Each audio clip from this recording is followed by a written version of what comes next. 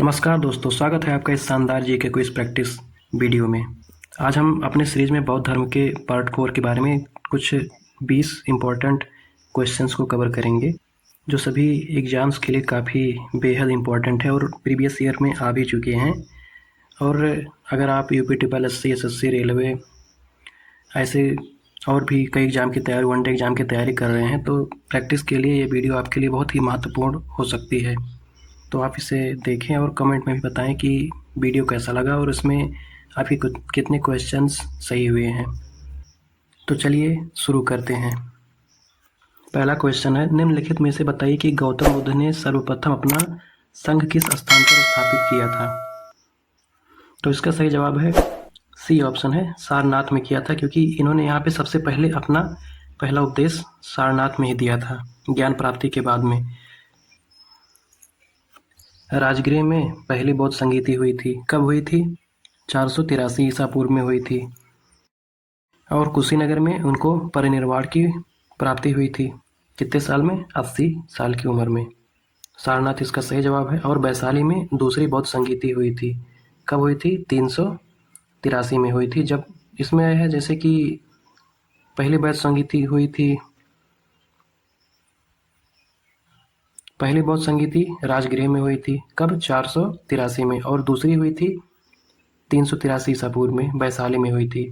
तीसरी पाटलिपुत्र में हुई थी और चौथी कश्मीर कुंडलवन में हुई थी। अगला क्वेश्चन है, निम्नलिखित में से सही विकल्प चुनना है। बौद्ध धर्म को मुख्य रूप से कितने प्रमुख संप्रदायों में विभाजित किया गया था? तो बौद्ध धर्म को मुख्यतः दो संप्रदायों में विभाजित किया गया था। वो दो संप्रदाय कौन कौन से थे? एक था हीनयान और दूसरा था महायान। इसका सही जवाब है 2। निम्नलिखित में से वैभाषिक तथा सौतांत्रिक संप्रदाय बौद्ध धर्म की किस शाखा से संबंधित माने जाते हैं? सौतांत्रिक और वैभाषिक संप्रदाय, तो ये दोनों संप्रदाय हीनयान के थे, ये हीनयान से संबंधित थे। अब हीनयान और महायान के बारे में चलिए डिटेल में देखते हैं कि है क्या हीनयान। तो हीनयान का अर्थ है छोटा वाहन। यह नाम महायान परंपरा वालों ने दिया था। और यह हीनयान जो बुद्ध के मूल उपदेश थे उनके पालन पे जोर देता था, मतलब उसको उनका जो भी उपदेश देते थे उसको पालन करना ही करना है, इस पे जोर देता था। और इसमें गौतम बुद्ध को महान गुरु के रूप में माना जाता था, ईश्वर के रूप में नहीं। और इनकी भाषा पाली भाषा थी। और हीनयान और महायान चतुर्थ बौद्ध संगीति जब हुई थी उस टाइम पे ये बना था।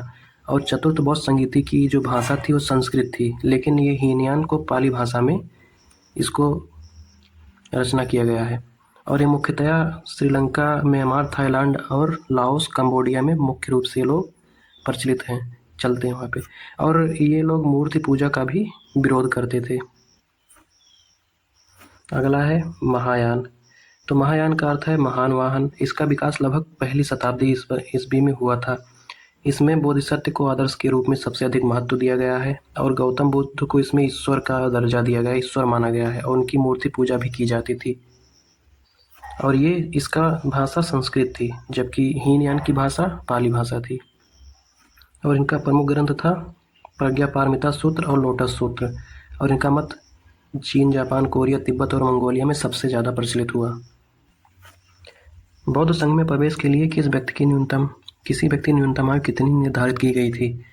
तो न्यूनतम आयु जो निर्धारित की गई थी उसको तो 15 वर्ष निर्धारित की गई थी, लेकिन पूर्ण भिक्षु बनने के लिए उनको 20 साल होना अनिवार्य था। 15 वर्ष में वो प्रवेश कर सकते थे, लेकिन सभी नियमों का पालन नहीं करना होता था, कुछ ही नियमों का पालन करना होता था। लेकिन 20 वर्ष की उम्र में वो पूर्ण भिक्षु बन जाते थे।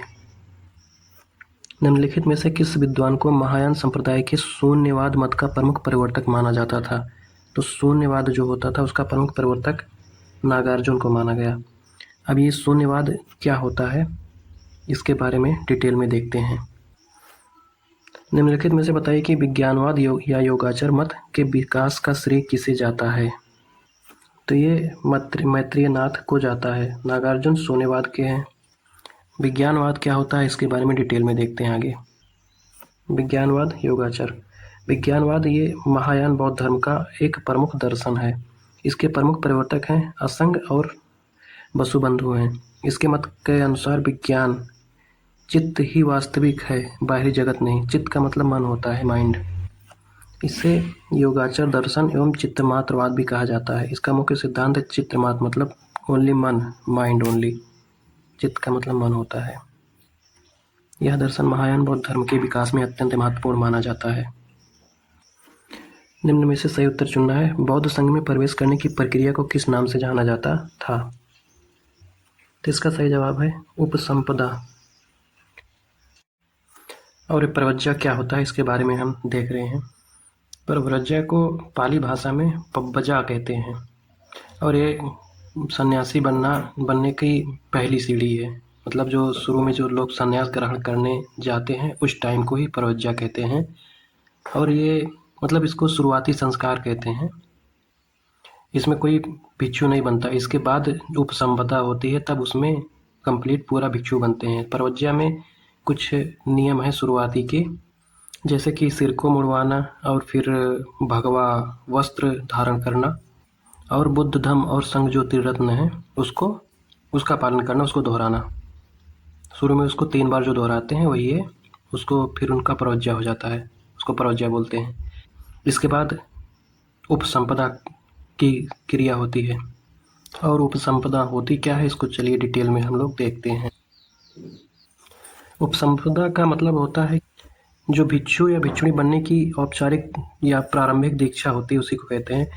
अभी देखो यहाँ पे हमने पीछे भी हमने किया चर्चा। प्रारंभिक दीक्षा को प्रव्रज्या कहते हैं, जबकि पूर्ण दीक्षा को उपसंपदा कहते हैं।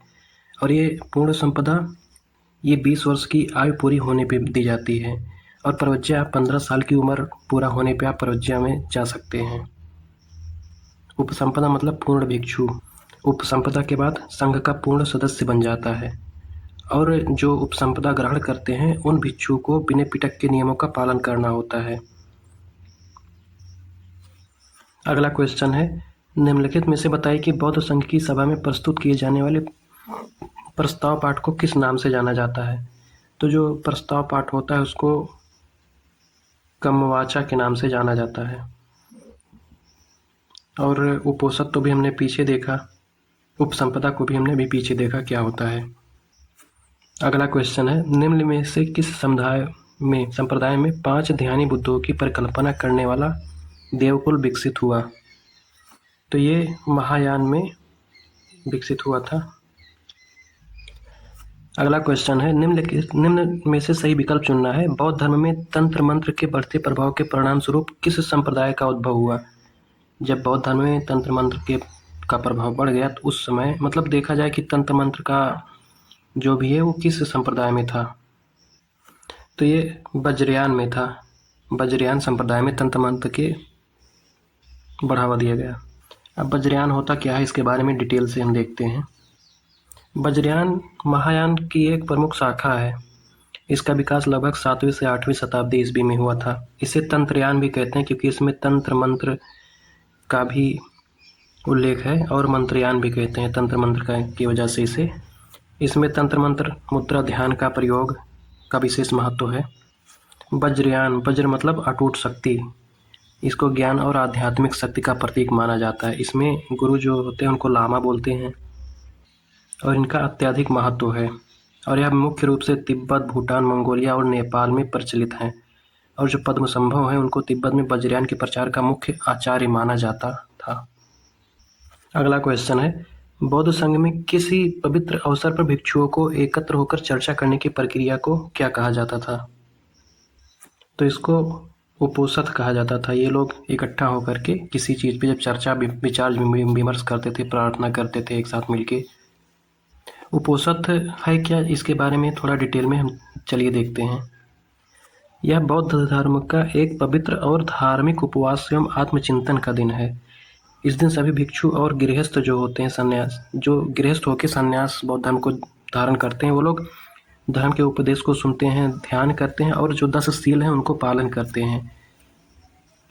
10 सीलों के बारे में हमने पिछले वीडियो में चर्चा की है। अगर आपने नहीं देखा तो जाके आप पिछले वीडियो देख लें, उसमें 10 सीलों के बारे में, पंचशील के बारे में सब में डिटेल में बताया गया है। और जो सभी भिक्षु हैं इस दिन विनय पिटक के नियम जिसे पातिमोक्ष का सामूहिक पाठ करते हैं और गृहस्थ प्रायः 8 शील अष्टशील का पालन करते हैं जो गृहस्थ होते हैं, और जो पूर्ण भिक्षु होते हैं वो 10 शीलों का 10 के सभी 10 शीलों का पालन करते हैं। और जो इम्पोर्टेंट चीज़ है उपोषण जो होता है वो पूर्णिमा, अमावस्या और अष्टमी के दिनों में ही मनाया जाता है।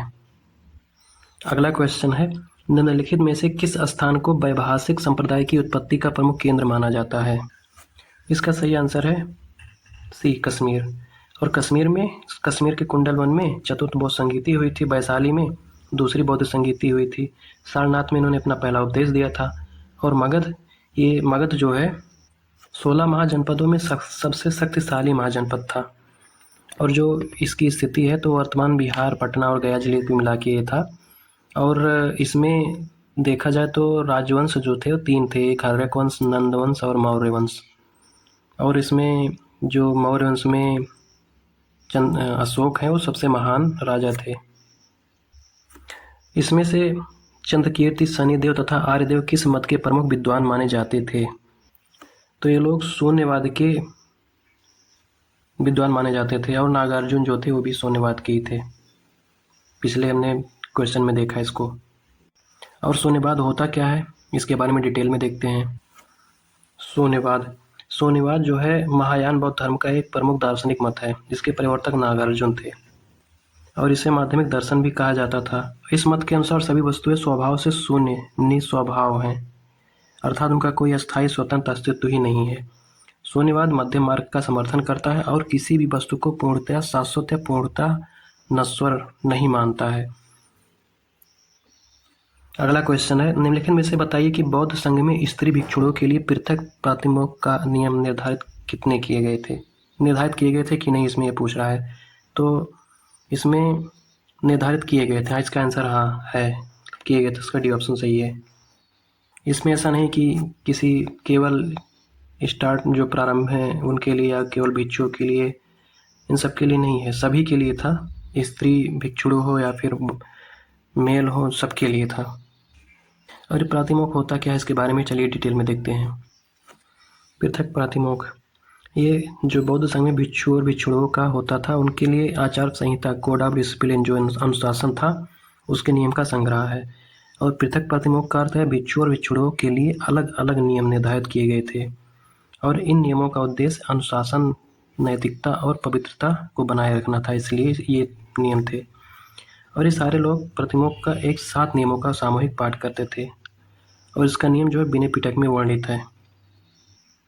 अगला क्वेश्चन है, बौद्ध संघ में किसी व्यक्ति को अस्थायी रूप से निष्कासित करने की दंड प्रक्रिया क्या कहलाती थी? इसको परिवास बोलते थे, दंड प्रक्रिया थी। अगला क्वेश्चन है, वज्रयान संप्रदाय के सिद्धांतों का प्रमुख वर्णन किस ग्रंथ में प्राप्त होता है? तो इसका ऑप्शन सी है, मंजूश्री मूल कल्प में इस ग्रंथ में प्राप्त होता है। अब ये मंजूश्री मूल कल्प क्या होता है इसके बारे में डिटेल में देखते हैं।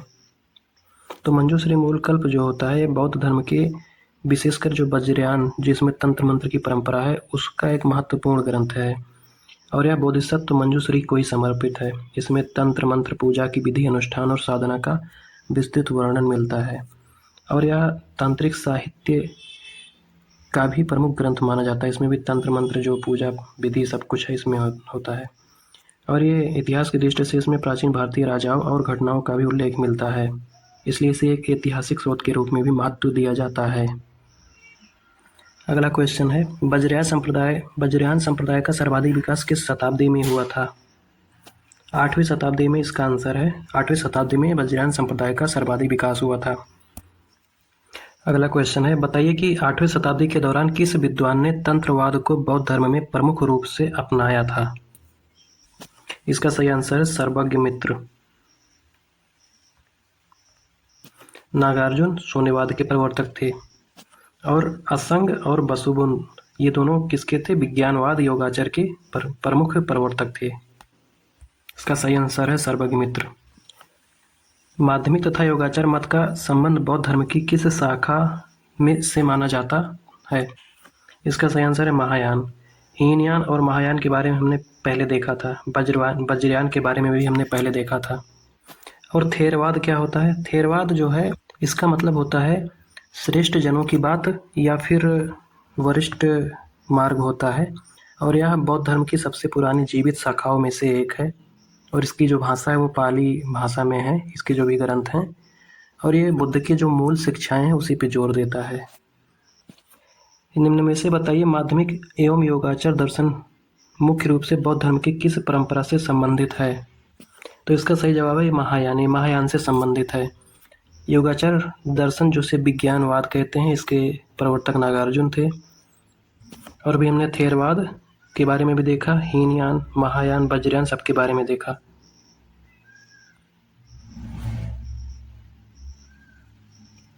इसका सही आंसर है महायान।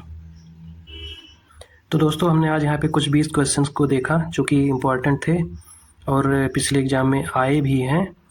तो अगर आपको वीडियो अच्छा लगा तो चैनल को सब्सक्राइब कर लीजिए और कमेंट में बताइए आपने कितना क्वेश्चन सही किए हैं, और भी बताइए कि ये सीरीज़ आप लोगों के लिए हेल्पफुल है या नहीं।